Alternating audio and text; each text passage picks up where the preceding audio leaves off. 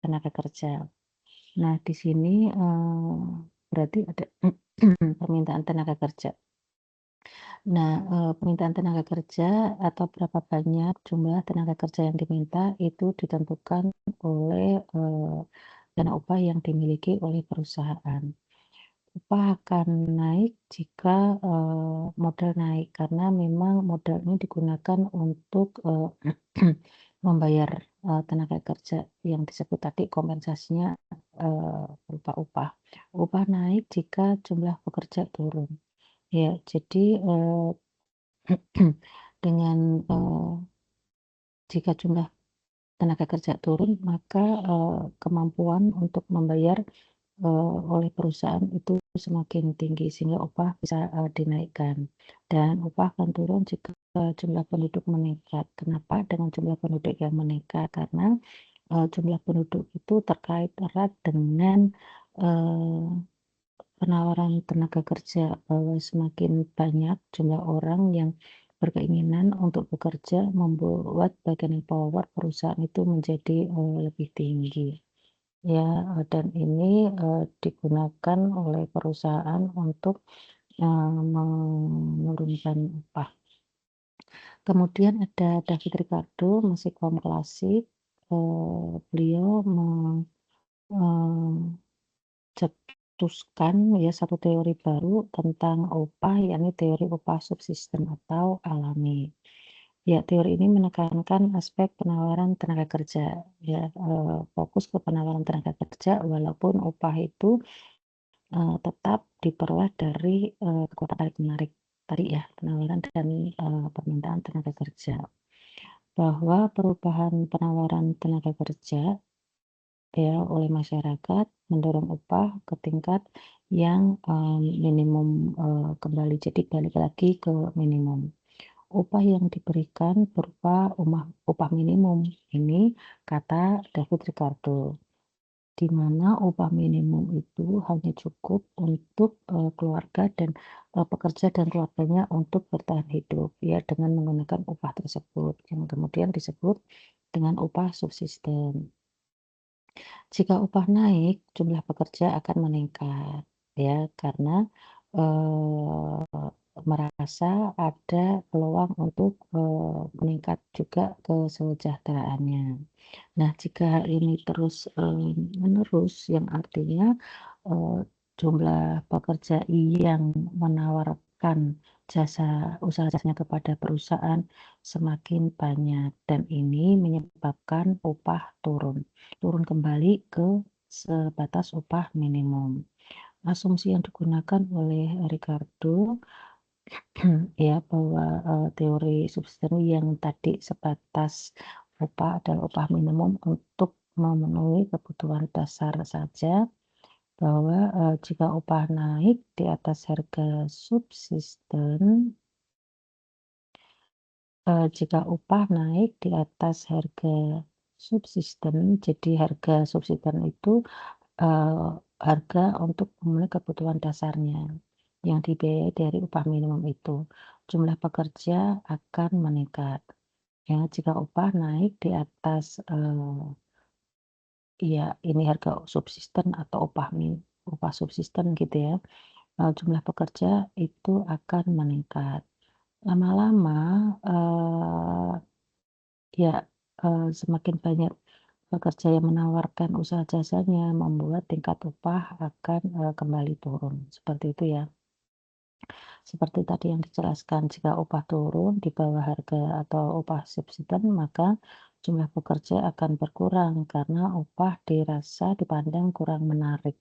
Ya, lama-lama perusahaan, akan kehabisan tenaga kerja, padahal proses produksi atau menghasilkan barang itu tetap harus jalan, di mana tujuan perusahaan itu mendapatkan keuntungan maksimal, maka, perusahaan akan, bersedia untuk menaikkan kembali tingkat upahnya sampai sama dengan upah minimum. Nah, upah subsisten, ini dibagi menjadi, 2, upah alami dan upah pasar. Upah alami adalah besaran upah yang tergantung dari kekuatan permintaan penawaran tenaga kerja, ya itu upah alami yang ditentukan oleh mekanisme pasar. Nanti ada upah pasar. Upah pasar adalah upah yang sebenarnya diterima oleh, pekerja, ya sesuai dengan, kemampuan atau daya beli. Jadi lebih, upah real gitu ya. Nah, jika upah pasar ya lebih tinggi dari upah alami, maka kesejahteraan pekerja akan meningkat. Hal ini mendorong masyarakat untuk karena merasa sejahtera, eee, ya, usia perkawinan itu, semakin dipercepat, semakin muda angka perkawinan itu meningkat dan diikuti dengan kemudian angka kelahiran yang tinggi. Sementara, dengan angka kelahiran tinggi berarti jumlah penduduk itu semakin besar, yang berarti penawaran tenaga kerja akan, juga, meningkat seiring dengan kebutuhan hidup yang meningkat. Nah, dampaknya ya tadi ya penawaran tenaga kerja itu meningkat dan itu pada akhirnya upah akan, turun ya. Upah pasar akan turun. Jika penawaran tenaga kerja meningkat melebihi permintaan tenaga kerja ya, menyebabkan, eee, upah alami akan turun dan bahkan bisa turun lebih rendah di bawah, eee, up upah pasar ya, akan, turun mendekati upah alami bahkan di bawah upah alami. Ya, karena, ini terjadi karena, upah pasar, lebih tinggi daripada upah alami.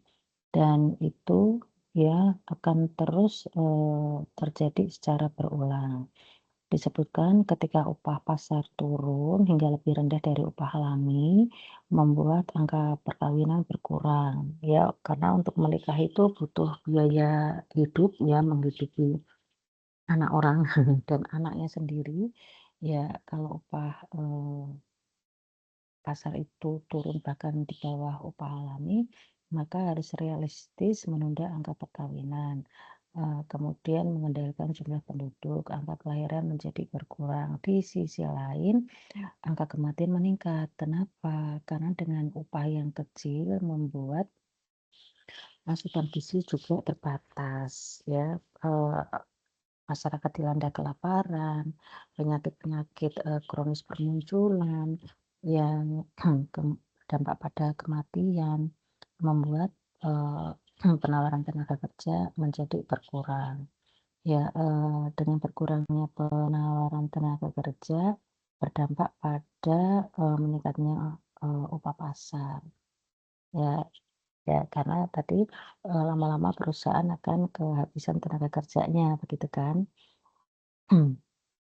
Dan itu terus, berulang di mana kemudian naik terus, naik lagi upah pasar sampai melebihi, tingginya upah alami. Nah, membuat masyarakat, eee, merasa lebih sejahtera, ya upahnya, cukup tinggi, angka perkawinan meningkat, dan seterusnya. Selanjutnya masih dari kaum klasik adalah,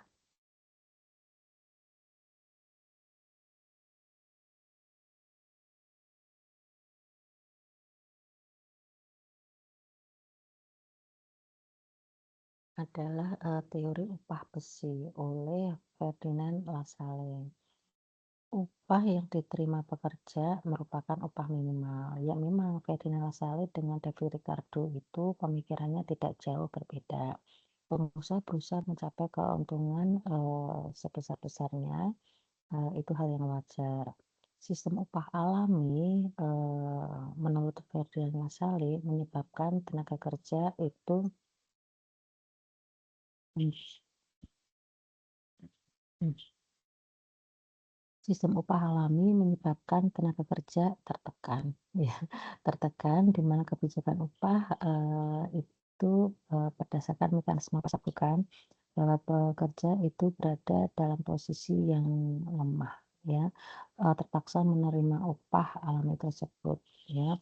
Itu makanya disebut, upah alami disebut sebagai upah besi, yang mau tidak mau harus diterima.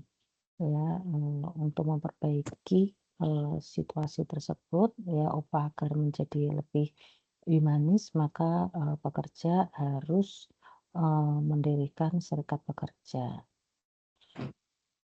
Ya, dengan serikat pekerja, maka bargaining power pekerja itu menjadi lebih kuat berhadapan dengan, perusahaan. Berikutnya teori upah, oleh Karl Marx. Yang ini terkenal Karl Marx dengan, sistem pengupahan yang bersifat etatisme sosialis.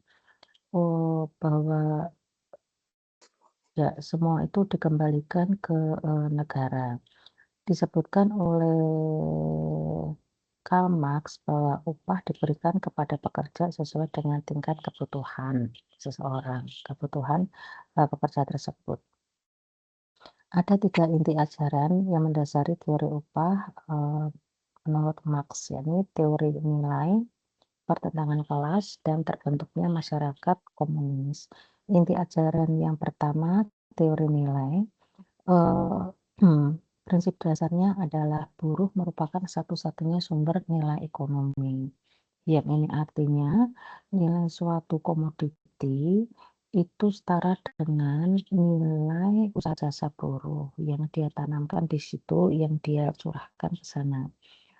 Atau nilai jumlah waktu kerja yang digunakan untuk membuat barang tersebut, barang jasa tersebut. Implikasinya harga, berbagai barang atau komoditi itu kan berbeda-beda.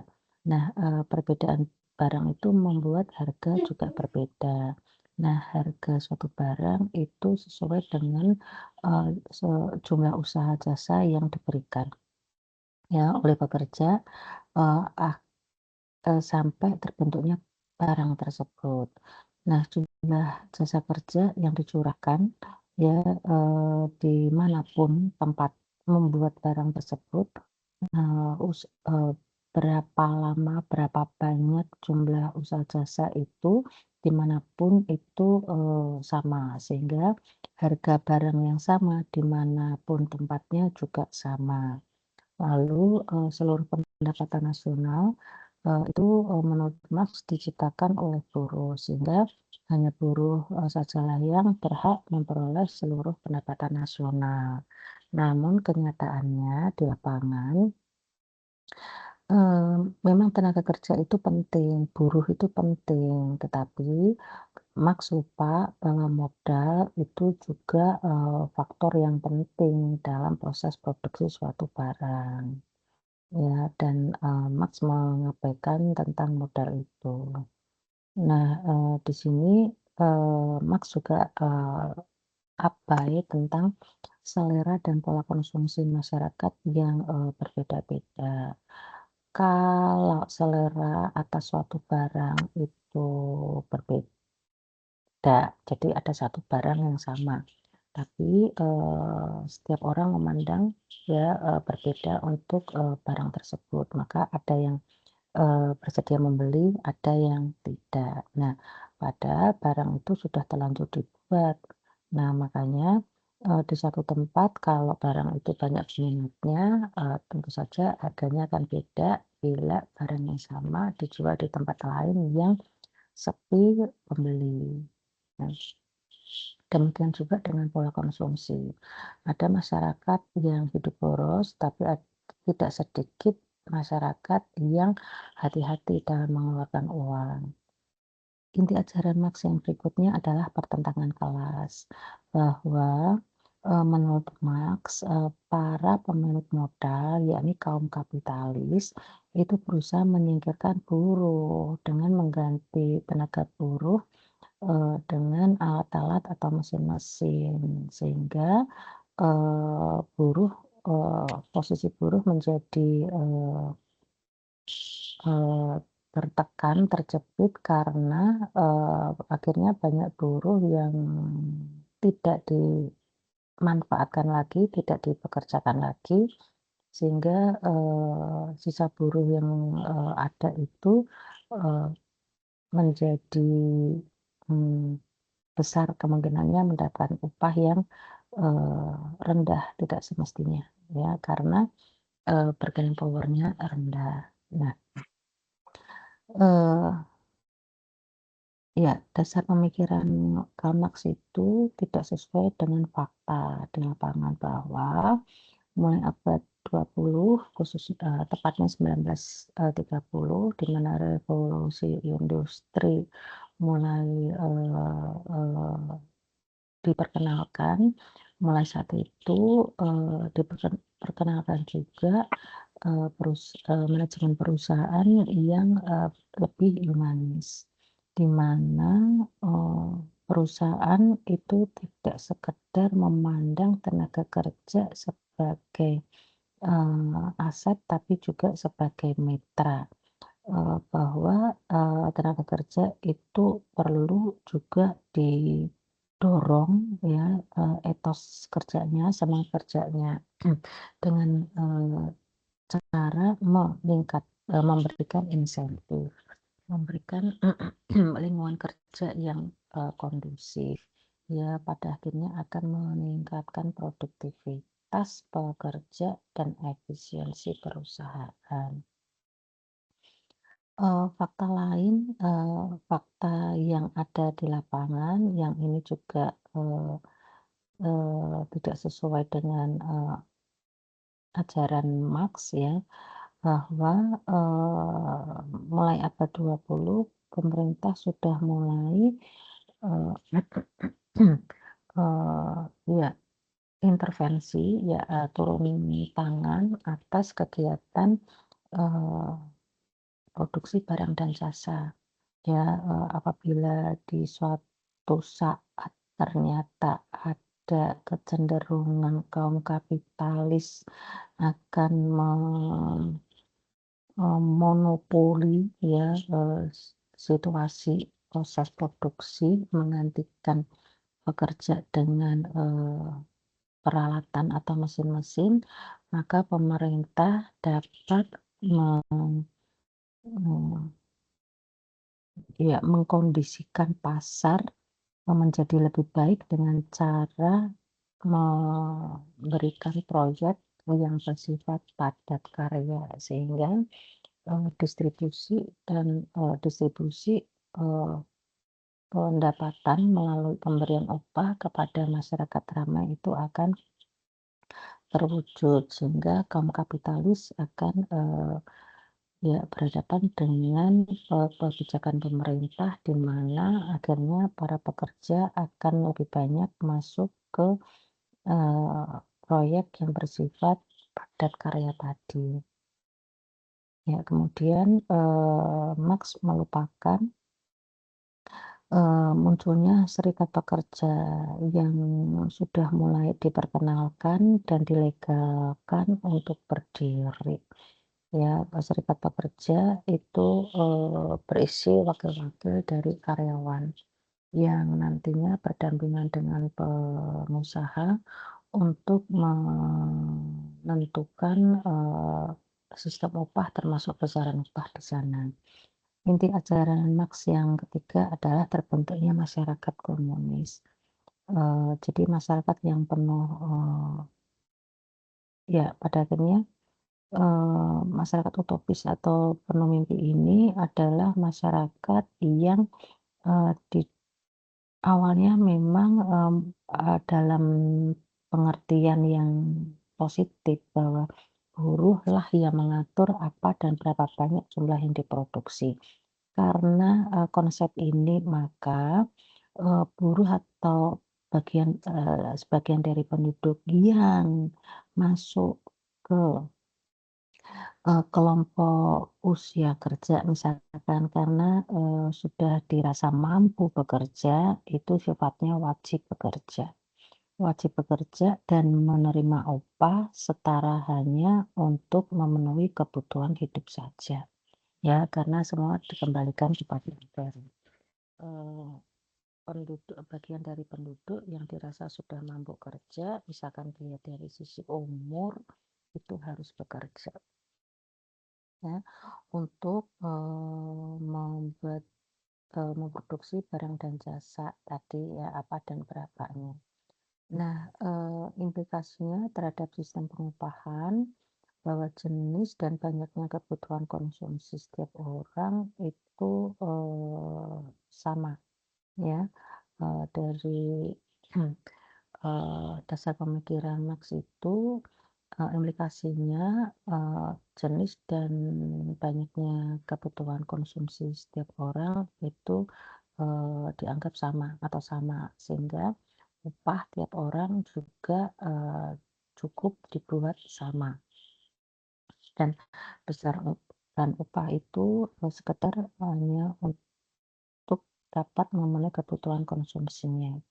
Lalu, berikutnya itu tidak, perlu ya adanya insentif, tidak perlu diberikan insentif ya, karena memang pekerja itu dipaksa mau tidak mau harus bekerja dan, implikasi berikutnya adalah, muncul sistem pengawasan yang ketat agar orang yang dianggap ya secara umur misalkan sudah mampu untuk bekerja, harus bekerja, yang itu berarti melanggar HAM, hak asasi manusia. Karena orang yang meskipun ya secara umur mampu untuk bekerja, belum tentu dia bersedia bekerja selama ya, dalam waktu yang lama ya, selama dengan, eee, penduduk dengan umur yang sama gitu ya. Ada juga, orang yang, workaholic, bersedia bekerja dengan waktu yang lebih panjang, ya karena sudah dibatasi oleh jam, maka dia, berhenti, sampai di situ jam kerjanya. Nah itu Karl Marx yang, tidak cocok juga diterapkan di Indonesia.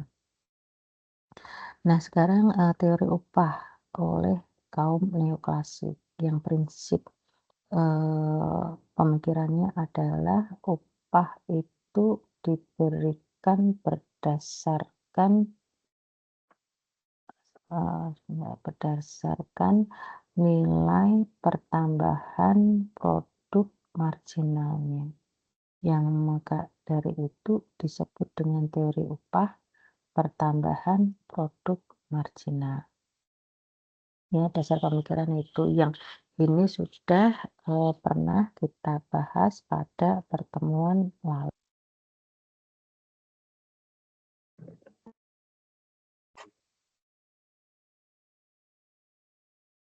Ya, jadi, kaum neoklasik itu sudah memikirkan aspek sosial psikologis pekerja, bahwa, seberapa besar produktivitasnya, sebesar itu pula upahnya. Ya, jadi teori neoklasik itu menyempurnakan teori upah yang disampaikan oleh kaum klasik sebelumnya. Ya, bahwa teori klasik ya sebelumnya menyebutkan upah ditentukan oleh mekanisme pasar, bukan tarik-menarik antara kekuatan permintaan penawaran. Nah, Albert Marshall dan Stiglitz yaitu pemikir ekonomi ya, di kalangan neoklasik mengenalkan teori upah efisiensi. Disebutkan bahwa perusahaan sebaiknya membayar, tenaga kerja, lebih tinggi dari upah pasar, ya, demi meningkatkan produktivitas pekerja itu sendiri dan efisiensi perusahaan. Ya, dasar pemikiran, teori upah efisiensi oleh Marshall dan Stiglitz adalah pekerja yang dibayar, dengan upah yang lebih tinggi akan termotivasi bekerja lebih keras lagi, lebih mampu untuk membeli, bahan makanan yang sehat dan bergizi ya, dan itu pada akhirnya lebih meningkatkan produktivitasnya dan pada akhirnya akan loyal kepada perusahaan ya bertahan di perusahaan tersebut, tidak melirik berpindah ke perusahaan lain. Ya sebenarnya, hal itu memberikan, manfaat tidak hanya bagi pekerja, namun juga bagi perusahaan. Perusahaan yang memiliki atau sudah menetapkan dari awal tujuan mendapatkan keuntungan yang setinggi-tingginya akan, dapat, segera terwujud. Ya, karena perusahaan, pada akhirnya akan memiliki, pekerja-pekerja yang qualified, yang, perusahaan tidak perlu keluar uang tambahan untuk memberikan pelatihan bagi pekerjanya karena mereka sudah, spesialis ya daripada, perusahaan dengan pekerja yang sering keluar masuk itu karena, tidak merasa tidak cocok ya, entah dengan upahnya ya terutama dengan upah dan lingkungan kerjanya. Ya, kemudian dari upah, produktivitas marginal, ya ini, sama dari, neoklasik, Karl Menninger. Ya, teori upah produktivitas marginal itu, eee, prinsip, dasar pemikirannya adalah, pengusaha akan mempekerjakan karyawan sampai kontribusi karyawan yang terakhir itu sama dengan biaya tambahan mempekerjakan satu karyawan lagi, ya. Jadi, berapa, eee eee, jadi dilihat kontribusi karyawan terakhir, ya, itu harus setara, harus sama dengan biaya tambahan, ya, yang dikeluarkan oleh perusahaan, ya, untuk mempekerjakan karyawan yang terakhir itu. Ya, jadi upah ditentukan pengusaha berdasarkan, ya neoklasik ya, nilai pertambahan produk marginal. Ini sudah pernah kita bahas. Ya, value marginal product yang dikalikan price. Price itu harga per unit produk. Ya, nilai pertambahan produk marginal ini dikaitkan dengan permintaan dan penawaran tenaga kerja, sehingga upah mencerminkan nilai ekonomi yang dikontribusikan oleh, para pekerja. Jadi, nilai pertambahan produk marginal untuk lebih mudah memahaminya itu adalah produktivitas. Konsekuensinya, dari pemikiran Karl Menninger adalah pekerja dibayar berdasarkan produktivitas ya mereka atau nilai mereka. Pengusaha itu mendapatkan keuntungan, lebih baik, lebih besar. Ya, jadi, ya lebih baik daripada memberikan upah kepada pekerja, setara dengan upah yang berlaku di pasar dari hasil kekuatan tarik-menarik permintaan penawaran tenaga kerja seperti yang berlaku ya atau menjadi, prinsip, pemikiran kaum klasik gitu ya. Dan pengusaha akan terus mempekerjakan, meng-hire pekerja selama nilai tambah, produk marginalnya itu, oleh pekerja terakhir sama dengan, tambahan upahnya.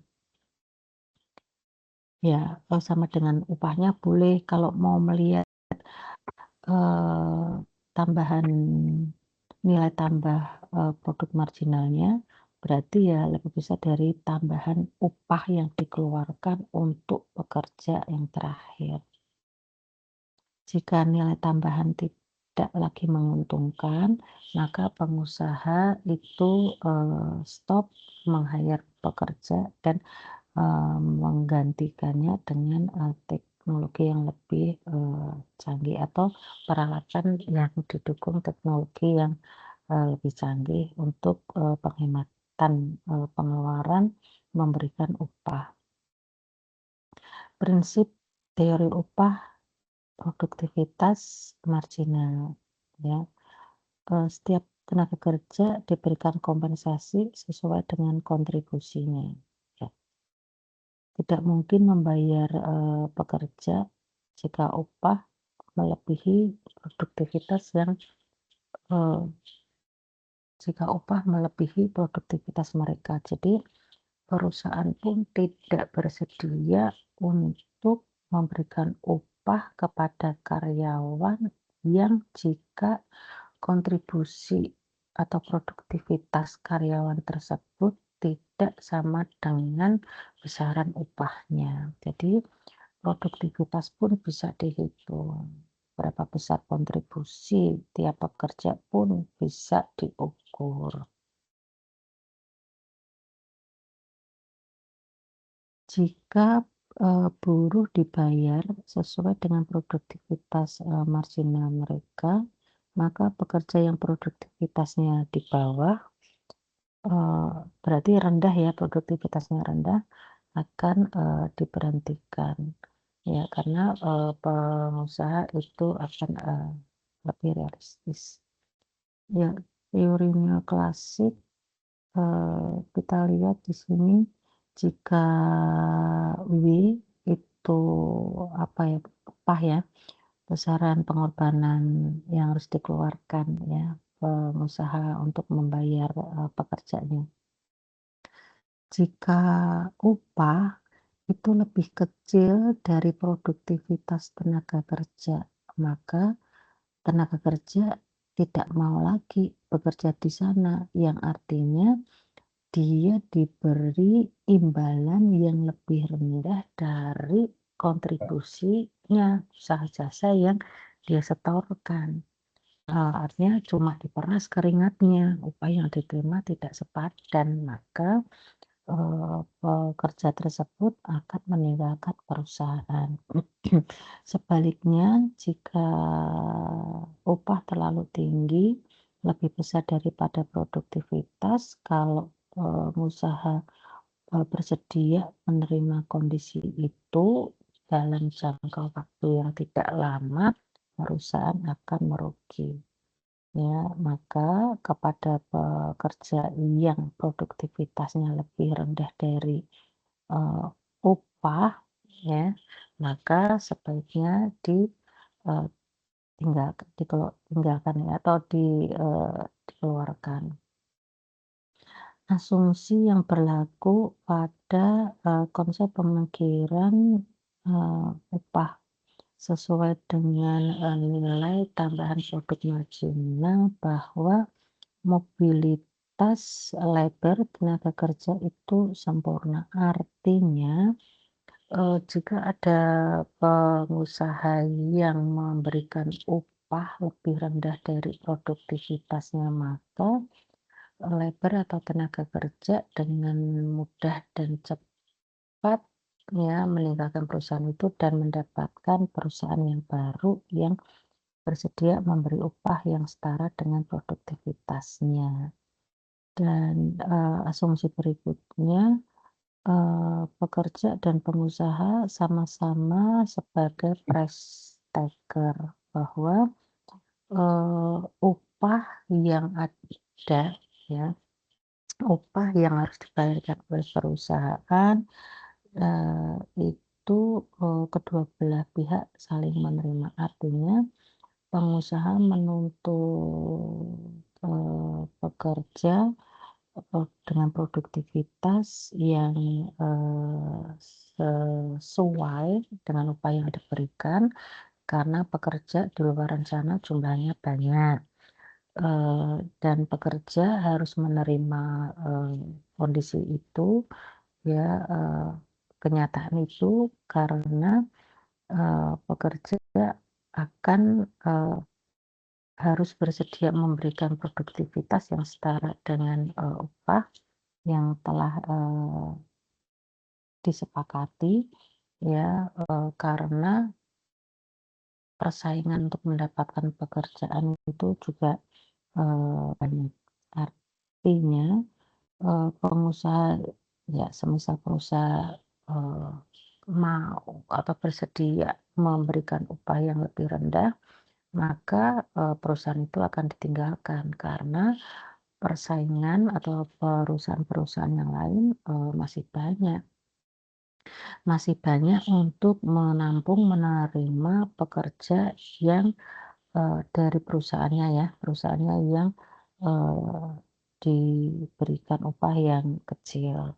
Dan pekerja jika merasa, upah yang, terbentuk itu terlalu kecil sehingga dia menuntut upah yang lebih tinggi, maka sampai kapanpun dia tidak akan mendapatkan pekerjaan. Karena, di belakangnya masih banyak calon-calon pekerja yang siap diterima oleh perusahaan, tersebut. Nah, pendapat neoklasik ini tidak sesuai dengan fakta karena, eee, ya jadi di sini disebutkan nanti upah di mana-mana sama kan, karena, penjelasan dari kaum neoklasik tersebut, bahwa pekerja dan, pengusaha itu, price taker. Kenyataannya upah itu berbeda-beda, ya tidak sama di mana pun tempat karena, ternyata tingkat pendidikan atau kualifikasi pekerja itu berbeda-beda, ya, kemudian, biaya, karyawan kalau diproporsikan ya dibandingkan dengan total biaya produksi di perusahaan itu, berbeda. Jika, perusahaan itu padat karya, maka, memang upah itu lebih rendah dibandingkan dengan perusahaan yang padat modal. Dengan padat karya berarti proporsi biaya karyawan itu, sedemikian tinggi. Dan, kondisi di lapangan, menunjukkan fakta bahwa, eee, misalkan dari sisi, skala perusahaan. Perusahaan dengan skala besar tentu saja kemampuan untuk memberikan upah kepada pekerja berbeda dengan perusahaan yang membuat produk yang sama namun skalanya lebih rendah. Sehingga ya, upah jadi berbeda. Ya, kemudian ada lagi perusahaan yang memiliki serikat pekerja dan perusahaan yang belum memiliki serikat pekerja, walaupun yang dihasilkan sama. Akhirnya upah yang diterima sama.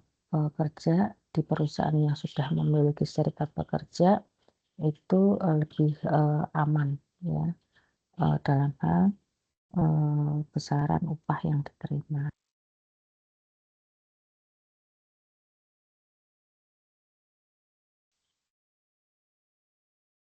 Selanjutnya, teori upah kaku oleh Keynes yang kemudian dikenal dengan, ya masa Keynesian, bahwa upah itu bersifat kaku, tidak mudah turun. Naik bisa, tapi tidak mudah turun dalam jangka pendek meskipun, terjadi perubahan, perekonomian. Ekonomi menjadi lesu, tetap tidak bisa turun gitu ya. Ya, jadi pekerja dan pengusaha itu cenderung lamban menyesuaikan diri terhadap perubahan pasar tenaga kerja. Upah bersifat kaku ini disebabkan karena dari awal sudah ada kesepakatan yang tertulis dalam kontrak kerja berapa upah mereka. Ya, ini membuat, pada perekonomian yang,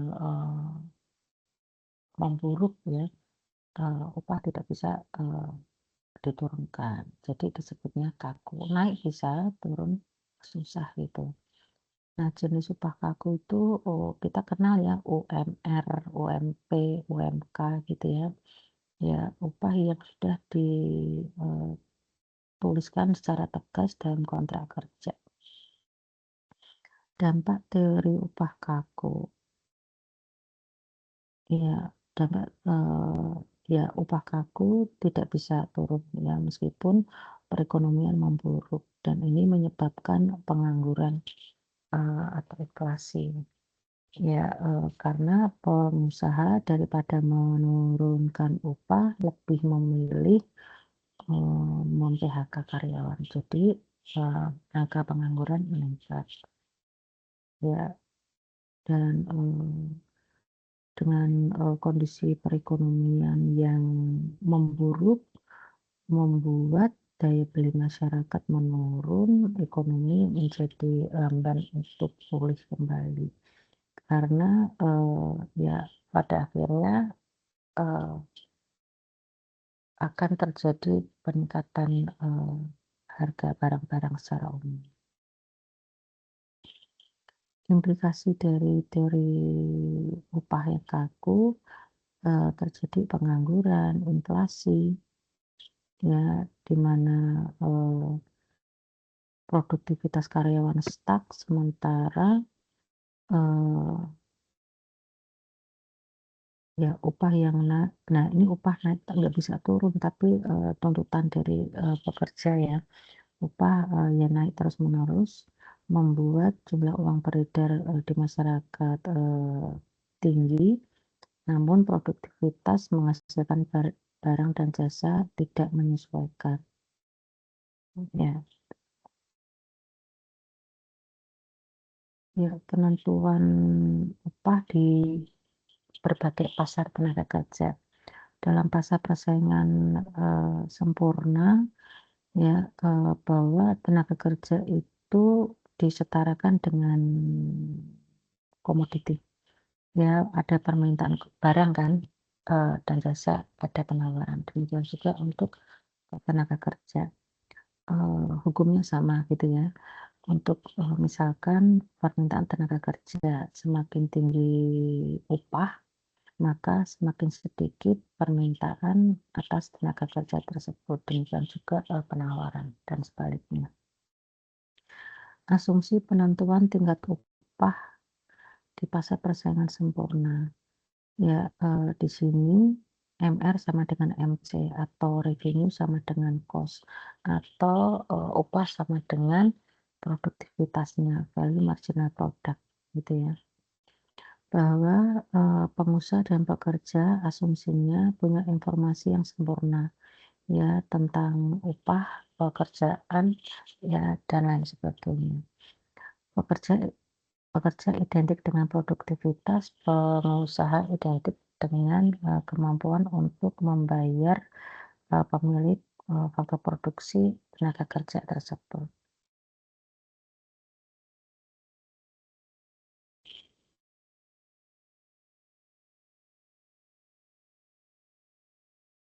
Ya, tidak ada penghambat mobilitas tenaga kerja, artinya kalau ada perusahaan yang dirasa mengecewakan pekerja, maka pekerja dengan mudah akan berpindah ke perusahaan lain. Nah, di sini upah terbentuk ya, dari permintaan dan penawaran tenaga kerja ya yang, DL itu kemarin, ingat ya itu value marginal product kan?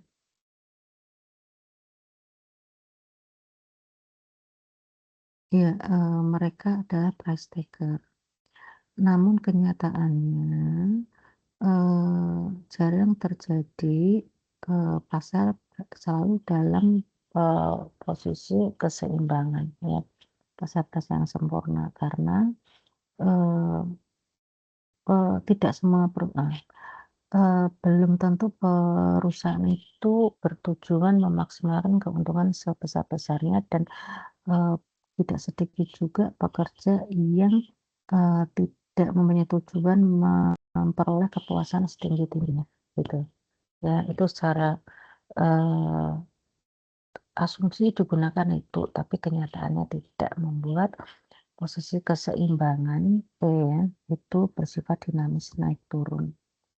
Ya, bahwa informasi atau, pengetahuan yang dimiliki pekerja itu tidak sempurna ya, dan pekerja itu heterogen bukan, belum lagi ditambah budaya kolusi, korupsi, nepotisme yang membuat pekerja yang kurang produktif malah diterima dan sebaliknya yang produktif malah ditolak.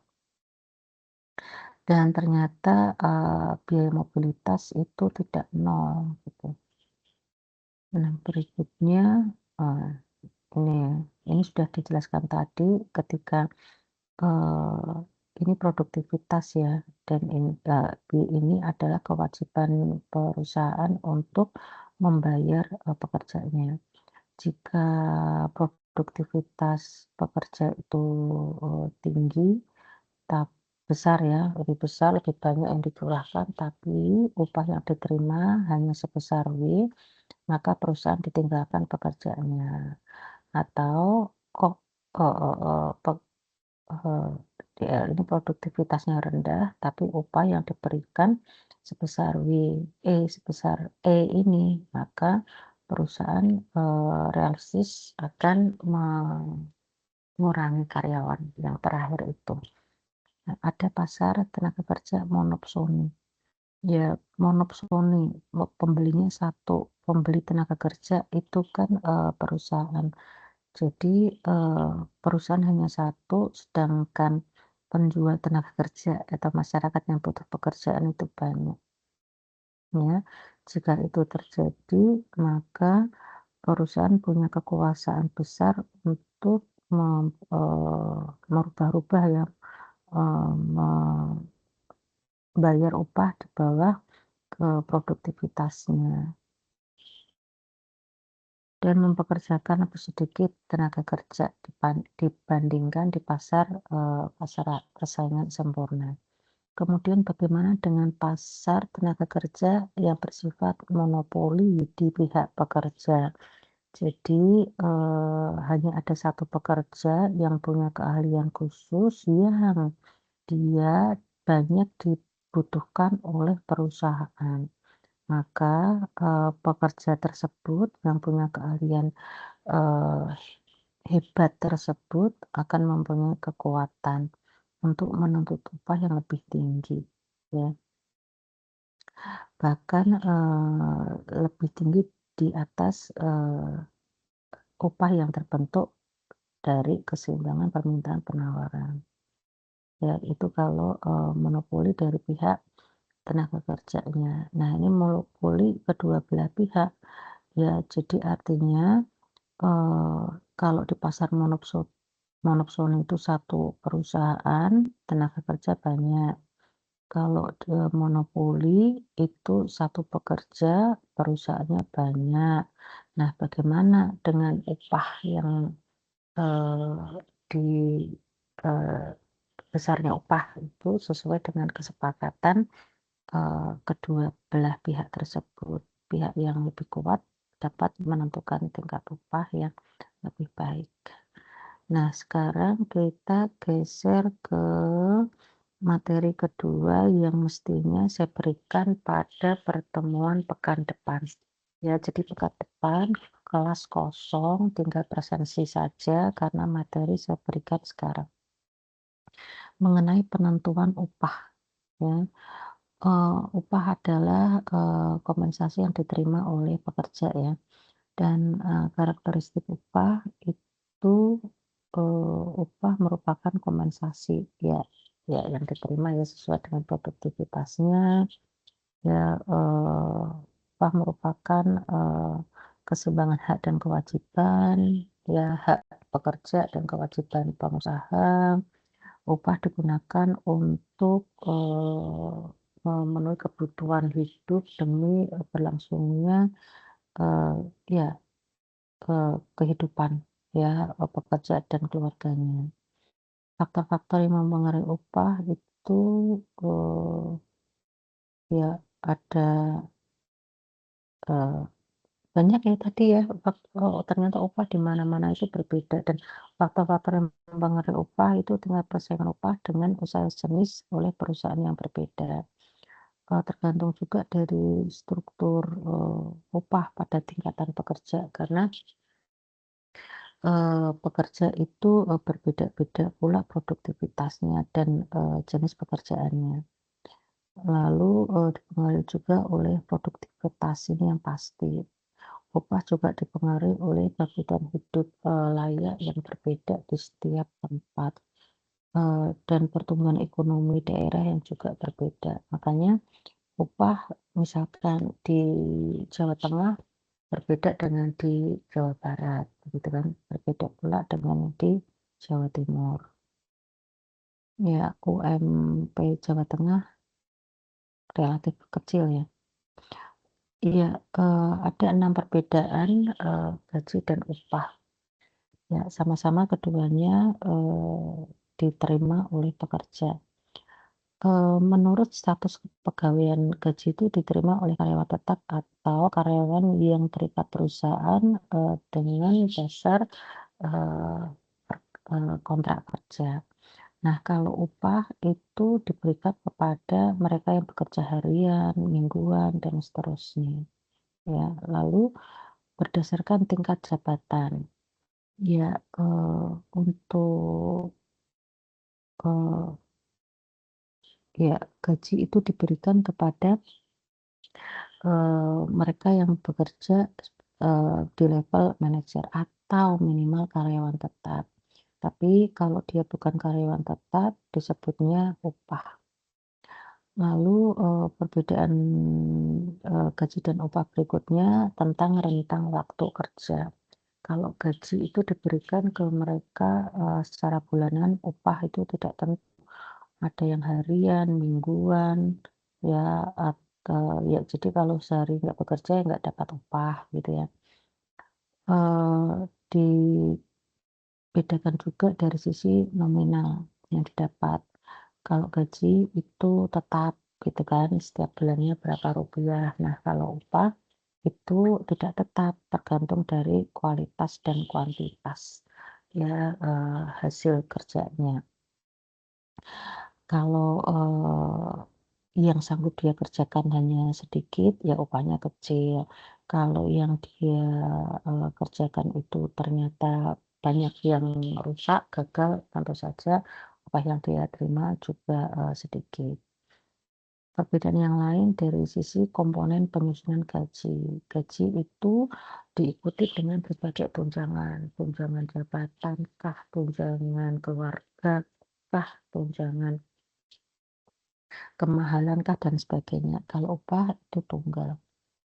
Ya, lalu untuk dasar penetapan, eee, upah atau gaji. Kalau upah itu, tergantung dari jangka waktu yang dibutuhkan untuk merampungkan pekerjaan ya, dilihat dari situ. Tergantung dari kerumitan tugas, dari kualitas-kualitasnya. Kalau gaji itu sudah, baku ya, sudah, eee, paten mengikuti aturannya. Misalkan jenjang pendidikan tertentu maka upahnya akan sekian, kalau tinggi, kalau yang pendidikan rendah ya upah ikut gaji ikut rendah. Sesuai dengan, ya semua itu sudah ada kriterianya sehingga dengan kualifikasi tertentu, orang yang, bekerja sebagai pekerja tetap akan mendapatkan upah yang tertentu pula. Gaji dibedakan menjadi 3 jenis, ada gaji pokok, kotor, dan bersih. Gaji pokok itu, gaji yang, eee berdiri sendiri ya. Gaji dasar yang diberikan tanpa tambahan apapun ya. Sementara gaji kotor itu gaji dasar tadi ditambah segala tunjangan, insentif, uang lembur, dan sebagainya. Nah, gaji bersih itu,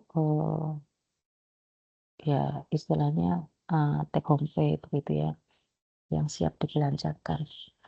Ada upah nominal, ada upah real. Upah nominal, uang yang diterima oleh pekerja karena, dia sudah membantu proses produksi. Nominalnya seberapa rupiah. Nah, realnya itu, bagaimana dengan upah nominal yang dia terima, kekuatannya dibandingkan dengan harga harga barang ya, secara umum. Apakah, eee, sesuai setara atau sama dengan kekuatan daya beli dibandingkan, periode sebelumnya gitu ya.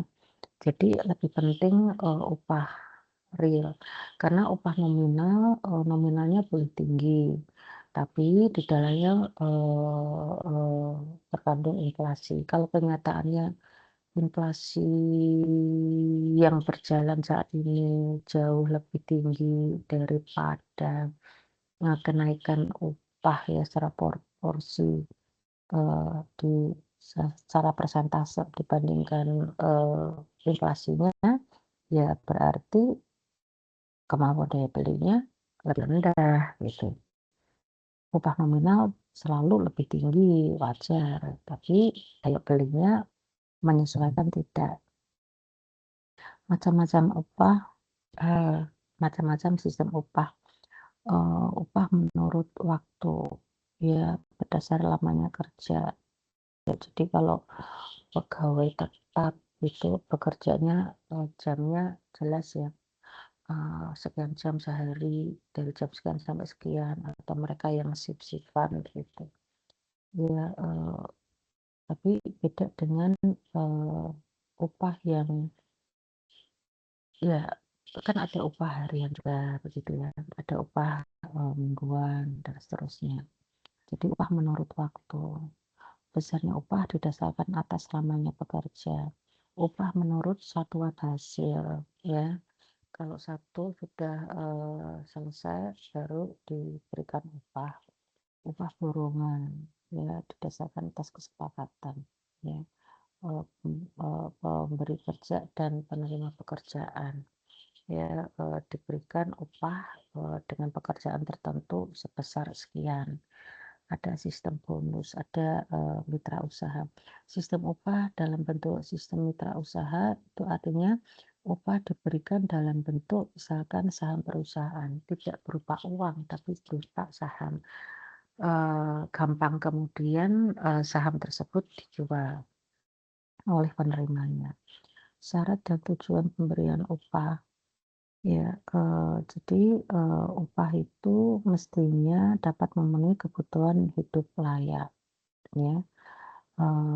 Dan upah itu dapat melindungi pekerja dari eksploitasi perusahaan ya. Ada perusahaan yang nakal dalam tanda petik. Jadi, eee, bekerja lembur itu wajib, tapi tidak ada uang lemburnya, tidak boleh. Jadi, upah itu diharapkan juga dapat mendorong peningkatan produksi. Ya dengan upah yang layak, maka, kesehatan jiwa raga pekerjanya juga, baik, pada akhirnya akan meningkatkan produktivitasnya. Ya, syarat pemberian upah, jumlah upah yang diterima itu harus jelas dan sudah tegas tertulis ya dalam kontrak. Kemudian tepat waktu, jangan sampai menunggu keringat pekerja kering dulu ya. Upah besarannya dapat mencukupi kebutuhan hidup tidak hanya pekerja tapi juga keluarganya. Ya, sistem upah yang adil, jangan ada diskriminasi. Gara-gara yang satu kulit coklat, yang satu kulit putih mata sipit, dengan pekerjaan yang sama, upahnya berbeda, nggak boleh, dan seterusnya. Ya, tujuan memberikan upah tadi ya, dan ini lebih rinci lagi. Lalu, upah minimum, upah bulanan terendah ya, yang ditetapkan tiap tahun. Ya, kalau di Indonesia di bulan November yang, kemudian diberlakukan, Januari tahun depannya. Ya, jadi upah ini adalah, kesepakatan tripartit antara pekerja dan pengusaha dengan pemerintah sebagai mediatornya. Ada 2 macam ya, UMR itu UMK dan UMP. Ya, dasar hukumnya sudah jelas, UMP ditetapkan oleh gubernur dan UMK oleh kepala daerah, bupati, atau wali kota.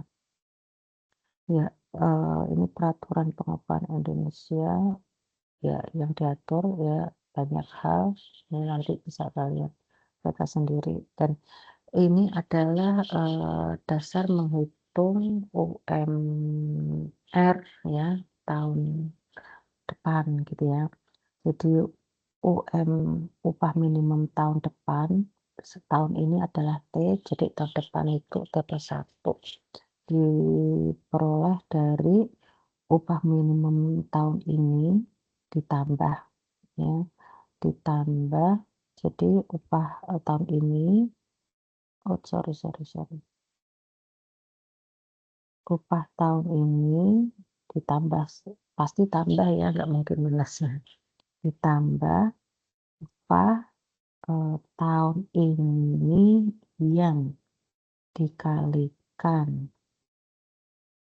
dikalikan persentase inflasi plus persentase pertumbuhan ekonomi daerah setempat yang dikalikan apa, alfanya itu antara 0 sampai sekian,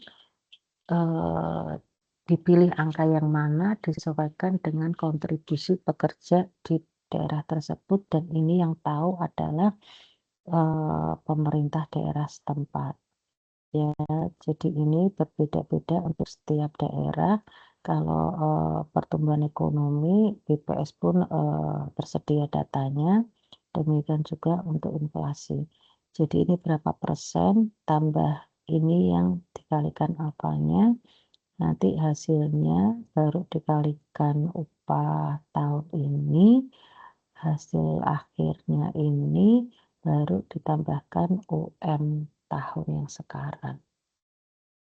Jadi menentukan upah, minimum itu membutuhkan data, inflasi dan pertumbuhan ekonomi setiap daerah yang pastinya berbeda-beda. Ya, upah itu ada yang disebut, upah dalam bentuk uang, ada yang bentuk natura. Jadi membayar pekerjanya tidak dalam bentuk uang, tapi dalam bentuk barang, misalkan menggaji, buruh tani dengan padi begitu, ya gampang nanti padinya dijual gitu. Ada tunjangan, sebagai, eee eee, ya menambah penghasilan begitu ya. Nah, kondisi lingkungan kerja itu sebenarnya juga imbalan ya bagi pekerja, tapi karena diterimanya tidak langsung, padahal pengusaha untuk mengkondisikan lingkungan kerja itu butuh uang yang tidak sedikit, ya maka terkadang diabaikan oleh pekerja yang mengatakan imbalan yang saya terima cuma sekian gitu, sedikit saja. Pekerja lupa kalau kondisi lingkungan kerja yang, kondusif harmonis itu, eee di membutuhkan biaya yang besar, dan kemudian berarti ada, perbedaan kepentingan ya antara pengusaha dan pekerja, membuat akan terus muncul masalah pengupahan. Belum lagi ditambah, begitu sulitnya merumuskan kebijakan pengupahan baik nasional maupun, regional. Yang tadi ya, ada, antara lain ada, eee, alfa ya, satu angka yang, pengali yang, disebutkan, dilihat dari berapa besar kontribusi pekerjanya kepada daerah gitu ya. Jadi, selalu akan muncul masalah di sana. Bahwa, upah minimum itu didasarkan, eee, atas banyak pertimbangan ya, ada kebutuhan hidup minimum atau basic minimum, kalau sekarang, KHL ya, kebutuhan hidup yang layak ya. Banyak faktor yang mempengaruhi, upah minimum, banyak faktor yang, menjadi dasar perhitungan. Ya, tujuan menentukan upah ya, di antaranya menjamin penghasilan karyawan, ya, agar minimal tertentu, ya, sehingga, diharapkan dengan yang minimal itu produktivitas karyawan terus terpacu naik, ya. Dan ini pada akhirnya, akan menguntungkan perusahaan juga, ya. Tujuan kebijakan, pengupahan, ya, untuk mempersempit perbedaan upah, ya, lalu meningkatkan produktivitas, ya, dapat memenuhi kebutuhan hidup layak yang minimal, ya. Jadi sistem pengupahan di Indonesia tuh sekarang dasarnya adalah KHL, kebutuhan hidup layak. Ya, masalahnya, kebutuhan hidup layak siapa nih? Dulunya kebutuhan fisik minimum, ya. Hit Kebutuhan fisik minimum itu, berdasarkan jumlah kalori yang diasup seseorang, ya, agar dapat tetap sehat begitu. Ya, sandang pangan papannya. Kalau kebutuhan, hidup minimum itu untuk ada makanan, ada non makanannya. Makanan itu minimal 3.000 kalori per hari yang, mestinya dikonsumsi oleh pekerja, gitu ya. Ya, belum lagi yang non makanan itu ada transportasi, perumahan, pakaian, dan seterusnya. Nah, sekarang, menggunakan ini dia, kebutuhan hidup layak adalah standar kebutuhan seorang pekerja lajang, ya, agar dapat hidup layak, ya, secara fisik dalam 1 bulan. Ya, masalahnya UMR, ya, UMP, UMK yang diterima oleh pekerja yang di Jawa Tengah berapa tuh, 2 juta, berapa itu sebulan. Pekerja itu, ya, ternyata sudah menikah, sudah punya anak, tidak lagi lajang dengan UMR yang segitu. Nah, ya, tapi bagaimana lagi, perusahaan juga, berdalih, UMR yang tinggi akan memberatkannya, dan kalau dipaksa, perusahaan akan hengkang, dipindahkan ke kota lain, ke daerah lain, gitu. Pemerintah menjadi kehilangan, penerimaan potensial dari pajak atas berdirinya perusahaan tersebut di sana. Jadi memang harus ada win-win solution. Nah, demikian materi yang mestinya saya berikan, pekan depan, saya tarik hari ini, eee, berarti pekan depan kosong, dan ada satu lagi pertemuan setelah lebaran nanti, ya, tanggal 30 Maret adalah jadwal pertama UTS untuk, apa ya, tugas akan saya berikan nanti setelah UTS saja. Oke, eee, oke ya. Jadi, hari ini, berarti langsung 2 kali pertemuan. Pekan depan akan saya share nanti QR code-nya, kalian presensi secara mandiri di jam, eee, kelas, ya, eee, Jumat jam 13 pekan depan, ya. Jangan lupa, tolong ingatkan saya juga kalau saya yang lupa, gitu. Ya, ini, ya, absennya 1 kali, oke.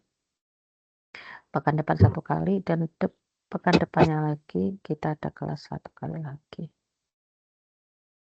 Oke, saya kirim QR code-nya, eee, berlaku hanya 15 menit. Setelah itu finish otomatis. Ini hari Jumat. Oke, silahkan presensi.